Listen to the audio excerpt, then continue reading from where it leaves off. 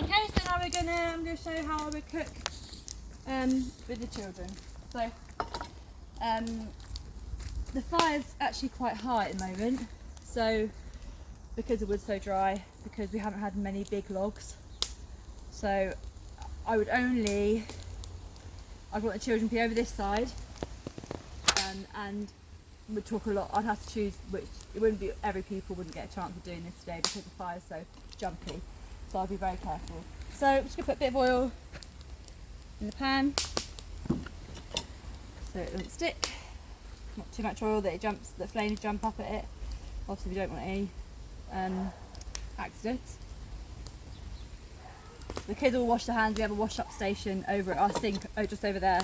I previously warm up water, so they have warm water to wash their hands. I've got sanitizer, I've got soap, and I've got wet wipes, so all different things they can use. They always wash their hands in the water, and I've got a towel that gets washed every couple of days.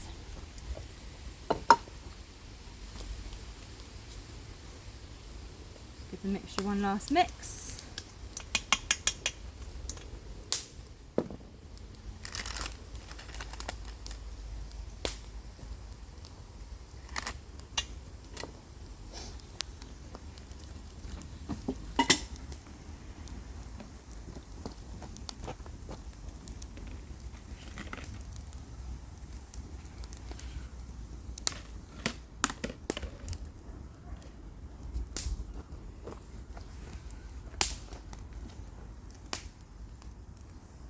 So before each session, well, actually not before each session, because I know the children, I know what allergies we have. So I know, for example, we've got no nut allergies. In fact, we haven't got any allergies with any of our pupils. Obviously with any new pupils in September, when the new lot come, we'll have to check for lactose, wheat, all those kind of gluten, everything. We check all those allergies before we did any cooking, and we make sure that if there were any allergies, we'd work around that. So the majority of our food is vegetarian, just because I don't want to risk cooking meat. If I do some chicken, we cut it up very small, make sure it's well cooked before the children have it, but the majority of stuff's vegetarian, and it also gives them a chance to taste some really good vegetarian food, because often they don't really understand, they just think it's a load of vegetables, but actually they've had some really good stews and hot pots and lots of tasty things that they've really enjoyed, and it's just been vegetarian, so it's been really good. Going to get the gauntlet on. I'm only going to wear a gauntlet on one hand because I can't actually work very well with it holding the pan and the bowl with two hands, so I'm just going to keep it on one.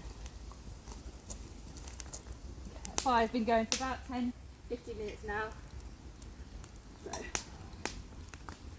So these two bricks are really helpful because they just keep the pan, so if it gets too hot I can just move the pan over the brick a little bit, and actually it means that it can come off the heat if it gets too hot. I'm actually going to take the gauntlet off because my pan isn't going over the fire at all. If you see this pan handle isn't actually anywhere near the flame, so I'm going to keep it off. If it does get warm, I'll put the gauntlet on. If the children were helping me, they would be wearing a gauntlet, obviously. So I'm just going to wait for that to warm up, the oil to warm up. It looks like it's pretty good.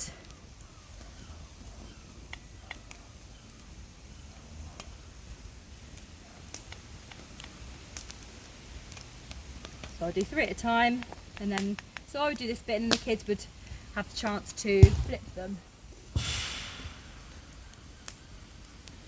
We talk about waiting for bubbles to appear. Once we see lots of bubbles, then we know it's ready, and then we'll flip them over. And what we do is, because we like eating all together, we'll cook them all rather than a child cooks them and eat them.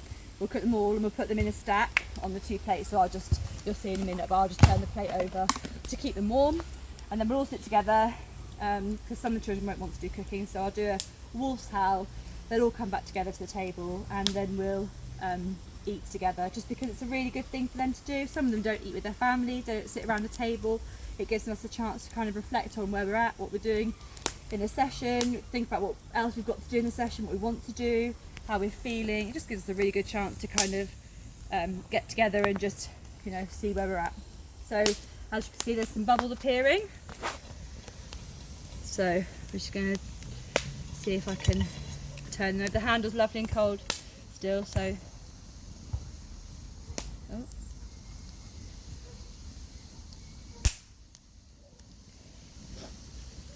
Just going to take a step back.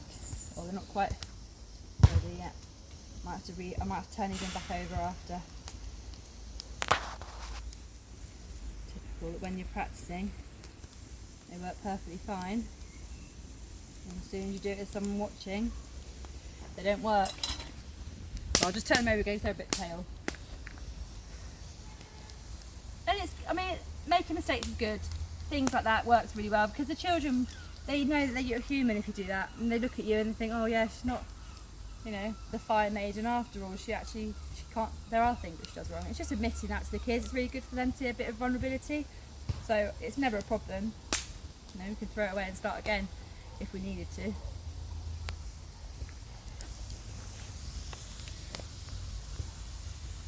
If a burn happened, what I would do is if someone touched something that was hot and they burnt their finger or a part of the body, I would make sure that we can pour water. We pour water over them for 10 minutes. So I've got another pan just over there that I would make sure I've got water from here pouring over into that pan and keep swirling it around, making sure that it's only cold water going over it for 10 minutes to make sure that they're not, so there's no warm water, because obviously the water heats up once it's going over the burn. I'd want to keep that moving. So we haven't had any incident yet. I'm sure at some point we probably will. It's just because that's the way life is. But the kids are very safe here and understand that there are rules and safety around fire. They understand why we don't run near fire, and they think it's fair that we don't run around with tools or such like. So they're much better colour this side. So just get rid of that bit.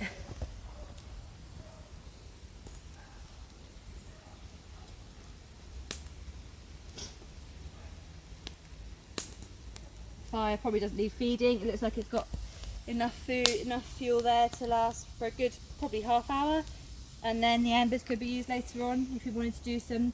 So if I was doing cooking that I needed embers for, I would light the fire earlier to get the water hot, for example, and then let the fire die right down and keep the white ashes and the white coal, and use that to cook, for example, chocolate orange cakes, that kind of thing, wrapped in foil, or jacket potatoes.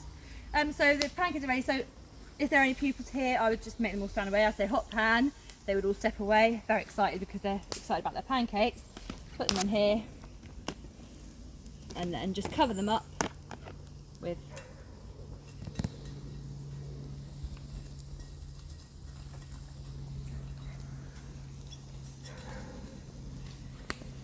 and then we do it again. And we do it as many times as we have mixture, I guess.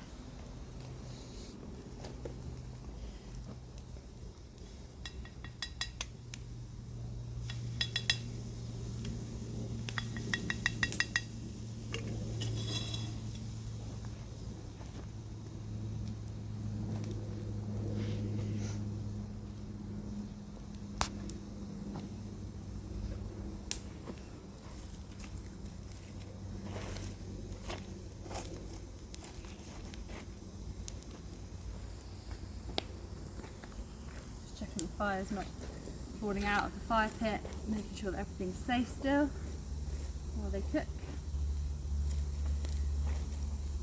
It looks pretty good.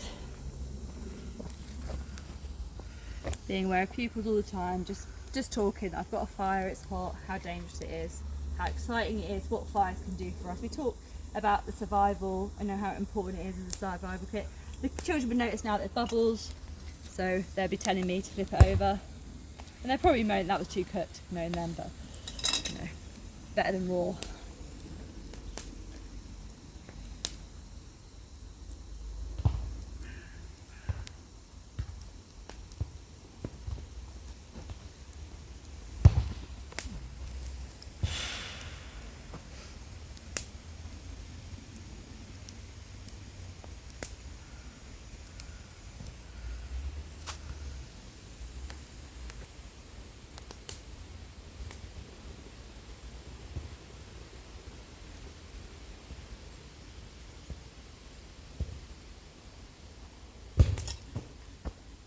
Okay, they're ready.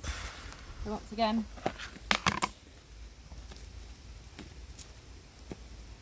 and we'll go through the process again, maybe with a different pupil, or if another pupil wanted to come and help, but it hadn't already helped, then they're welcome to come in. Oh, I can't actually do that, don't I? There's my last lot today.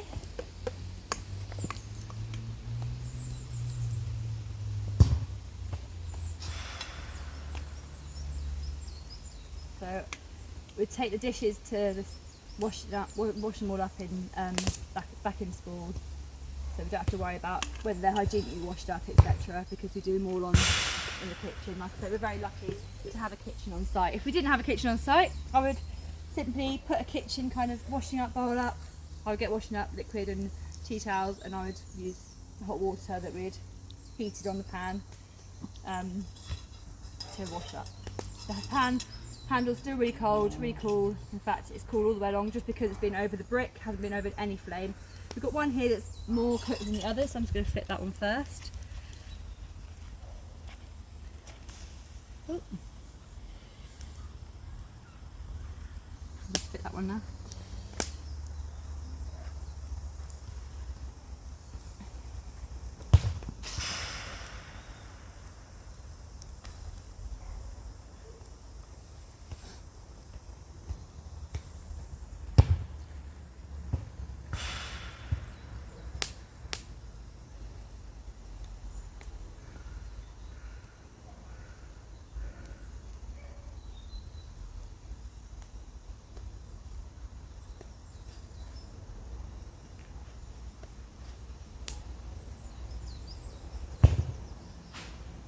Okay, and that's how we would do a cooking session.